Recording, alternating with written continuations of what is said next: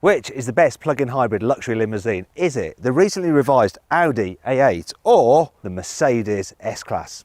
We're going to find out. Buy, sell, car, wow.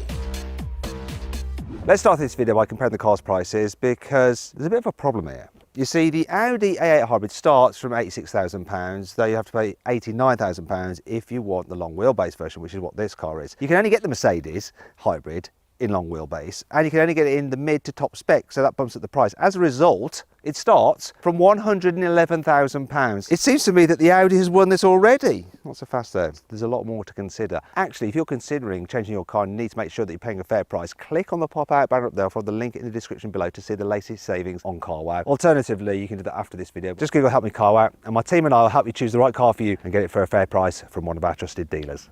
Now let's compare these cars' design. So first, the S-Class. You know, it's Mercedes S-Class. It just looks elegant. What really surprises me about this car is the way that it hides its length. It really does. It doesn't look too huge. I always like the fact it's got that star on the bonnet. It just says luxury. Audi has recently tweaked the look of the A8 ever so slightly, so it's got some new bumpers at the front and the back, different shiny bits of trim. They've just altered the grille ever so slightly, and it's got new OLED headlights. It looks very similar to before, to tell you the truth. In fact, here's a before and after. See if you can spot the difference. I'll give you a few seconds.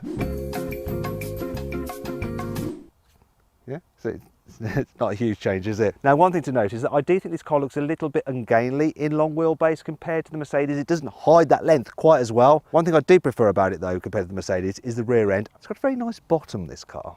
As well as some minor visual changes, and it's also tweaked the engine in this car. So it's a 3-litre V6 turbo mated to an electric motor, and combined the power output is 462 horsepower, which is 20 horsepower more than this car had before. It's mated to an 8-speed automatic gearbox and 4-wheel drive. The Mercedes has a 3-litre straight-six turbo which puts out 367 horsepower, and it's mated to an electric motor with 150 horsepower. Now, you can't add those figures together to compare them to the Audi because it doesn't quite work like that with hybrids, and annoyingly Mercedes haven't given a combined figure for their car.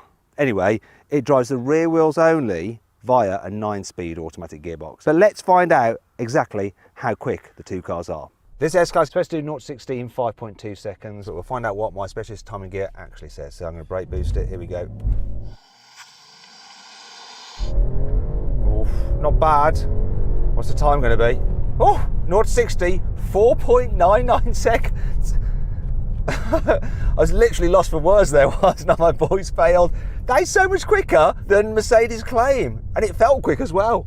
Okay, this Audi's going to have to go some if it's going to beat that Mercedes. Though Audi does say it'll do 0-60 in 4.9 seconds, so maybe it can by the narrowest margin. Let's find out. It feels fast off the line. 4-wheel drive traction, you see. Here we go. Whoa, 0-60, 4.38 seconds. It's a win for the Audi. Another change that Audi made to its A8 hybrid as part of some recent revisions is to increase the battery size. They made it so much bigger. It used to be a 14.1 kilowatt hour battery pack. Now it's a colossal 14.4 kilowatt hours. What's the point of that? What they should have done is worked on changing the charging speed, because you can only charge at 7 kilowatts. That's it. That means you plug it into a normal wall box, it's going to take about 2 hours to go from 20% to 80% full. The Mercedes has a much bigger battery pack than the Audi. It's 28.6 kilowatt hour. Also, it can charge at 11 kilowatts on AC. And look at this. There's also DC charging. It can charge at 60 kilowatts if you can find a rapid charger. And that means that you can actually go to 80% full in just 20 minutes. Because of its bigger battery pack, it weighs in at 2.4 tons compared to 2.3 for the Audi. But how does that affect the braking performance? Let's find out. Okay, let's see how long it takes the Mercedes to stop from 60 miles an hour now. Whoa. That's a double foot on the pedal kind of stop. Yeah, it stopped in 35 meters, which is okay for a big heavy car such as this. Let's see how long it takes this Audi to stop from 60 miles an hour. Wow, 32 meters. That is so good. One of the problems with plug-in hybrids is that the batteries eat into boot space because they're usually stored underneath the boot floor. So normally a Mercedes S-Class would have a boot capacity of 550 litres. However, the plug-in hybrid has a boot capacity of of 325 litres, which is less than an A-Class. Same story though with the Audi. So normally the A8, long wheelbase version, has a boot capacity of 505 litres, but this plug-in hybrid version, it only has 390 litres. Bigger than the Mercedes, because obviously it's got that smaller battery pack, so it doesn't eat into so much space, but still not the largest. Now let's compare these cars' interiors, and Audi has tweaked something inside this car. Can you tell what it is?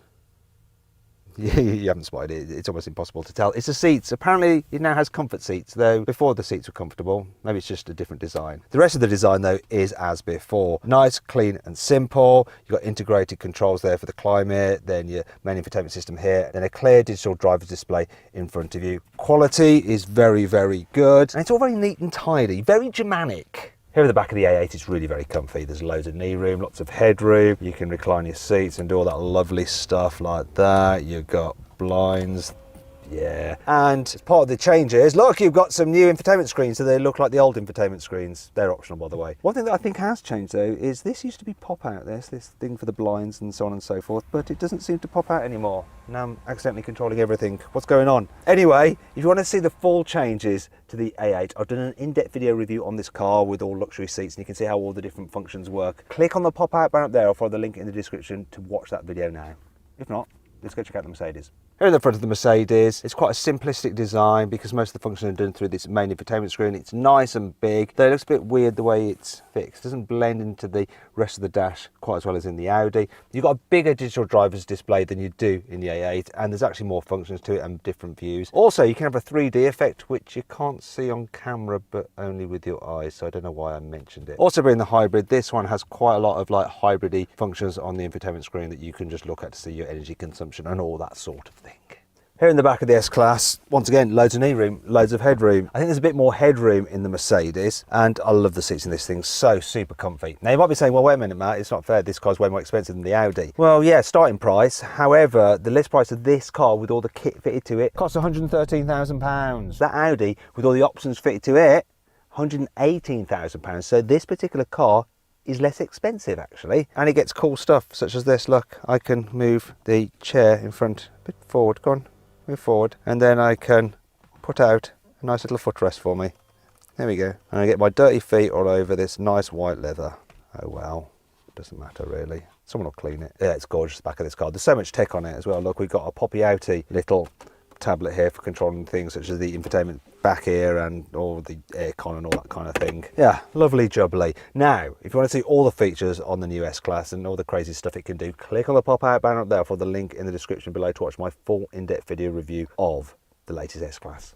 Okay, let's see what these cars are like to drive. I'm going to start off with the S-Class, cruising along, 40 mile an hour in hybrid mode. Going to floor it to overtake. A bit of a hesitation as the gearbox thinks about what to do, and then we're off, and yeah, this is quick. And when you're just cruising along, woo, this car is comfy and relaxing. It's quiet, you just like float above the road surface. It is beautiful. You sit back in the chairs, they just hold you nicely and softly, like they love you. And if I want, I can go to electric only mode and it'll drive up to 87 miles an hour in electric. You won't go so far if you're doing that, you know, but the claim range on electric is like 65 miles. In fact, I've driven this car. Why is the assistant just piped up? That's what that was. Shut up, go away, cancel. That's the only thing that spoils the whole experience, this stupid assistant. Anyway, what I was saying is that you're not going to get that if you're going quickly, but I had this very car for a week and I just drove it around on an electric power load. I do have a charging point at my house, so I just plugged it in, but I never once engaged the petrol engine. The silence and the smooth acceleration just suits this kind of car. Anyway, I'm going to go into hybrid again. Yeah, it's a bit keener to kick the engine in hybrid mode. You don't have that false stop to the accelerator. Okay, I'm going to try this S-Class on a twisty road. So the first thing you need to know is that the hybrid version is about 300 kilos heavier than the equivalent 3 litre straight six petrol. Weighs in at 2.4 tons, so it's pretty heavy. I've got it in comfort mode and it deals with bumps so well. It goes around corners fine. I'm going to put it in sports mode, which is the mode that no S-Class should ever be in unless it's the AMG. So now the engine is keener to kick in. I've got sharper throttle response. The steering feels a bit heavier and I'm feeling the bumps a little bit more because the suspension has become firmer, but not a lot more. I mean, it's still more comfortable than most cars ever made. But it does grip. Goes around the corners pretty confidently, considering the weight of the car and the style of the car. It just does everything well. Okay, so now we come to a town section. There is something just really peaceful about travelling around in one of these things. Things might get a little bit more stressful in a moment because I've got a van behind me and I've got to do the whole U-turn test. Okay, I'm going to do a U-turn here, see if I can pull it off. The turning circle on this is like 12.5 metres. Oh look, it's chaos. And there's a big truck now. Yeah, it's the trouble with a long vehicle such as this. That white van man wasn't happy. Oh, at least the steering's nice and light. Sorry everybody, I just changed my mind of where I wanted to go. I'm not going to change my mind about this car though, it's beautiful to drive. However, it's not completely perfect. There are two things that are not quite so good. One is the brake pedal feels a bit overly long. I know that allows you to really just slow smoothly, but if you have another car that you drive, you can find that this one, you're not quite braking as much as you should be, and then you're up on the rear bumper of the car in front, you're like, oh God, I've got to suddenly slam on the brakes. And that's silly because the brakes are actually quite powerful. And then the other thing is that when you are braking, sometimes the gearbox can just like clunk for the last stage as it goes from second to first. And other than that, it's completely smooth, the gearbox, but that is just a little bit odd. Those are my only complaints though. That's it. Okay, now the Audi. So first thing first, 40 miles an hour. See how the hybrid system responds when I floor it. Whoa. More of a jolt than in the S-Class, but it seemed to go about its business a little bit quicker, getting you away. Talking fractions, but yeah, you can spot it. Another thing that you can spot, which is still just a degree of fractions, the comfort. Yeah, this floats down the road, but it doesn't have quite the floatiness of the Mercedes. It also seems just a touch, maybe, noisier. Actually, that's the wrong way of saying it. It's a touch less quiet, because it still is supremely quiet in here. Now what I'm going to do is put this car into EV only mode, because when you're running it in hybrid, it seems just a bit more keen to engage the petrol engine. Just like the S-Class, you can go over 80 miles an hour on electric power load, and it does a full stop to the throttle pedal. However, the travel isn't quite so long in the pedal, so it doesn't feel as natural as in the S-Class. And of course, you cannot go as far on electric power load in this A8 than you can the S-Class. The maximum claim range on electric power on this is supposed to be around 37 miles, so almost half that of the Mercedes. Okay, now I've got the A8 on a twisty country road, and I've put it into dynamic, so that's stiffened up the suspension, and just like with the S-Class, it does feel firmer, but it's still very, very comfortable. In terms of how this goes around the corners, I do think it's got a slightly sportier edge than the Mercedes. Is it necessarily better or quicker? I'm not sure that it is. I don't think it grips particularly better. I don't think the steering's particularly sharper. Maybe it feels just a bit more planted and less softly sprung, but not much in it at all. And really, you don't want to do one of these things about anyhow, because that's not what they're designed to do. You'll get your blooming passengers thinking, wait a minute, I ordered a limousine. I don't want to be blooming thrown about all over the place. Let's go back into comfort mode. Switching off the petrol motor, and you don't notice it at all. So smooth the transition in this. As with the Mercedes, the A8 suspension is brilliant at dealing with potholes and bumps in town. You hardly feel them. Steering's nice and light as well. The visibility is good. Somehow it feels like a slightly smaller car. I don't know why that is. It just does.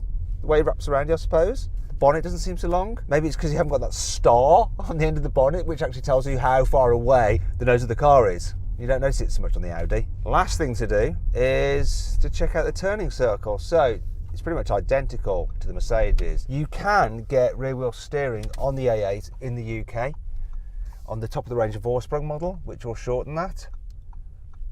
That actually seemed easier than the Mercedes, and I did it in a 1. I'll tell you what, if you get this car with the rear wheel steering, it'll feel very manoeuvrable. But I'll tell you what's not better than the S-Class, the pickup of the electric motor just doesn't feel as smooth or quite as strong. It's down a horsepower ever so slightly, and you can sort of tell that. Another thing you feel is that ultimately when you're driving it, this car doesn't feel quite as special and quite as relaxing as the Mercedes. Audi may have updated it, but they haven't quite gone far enough.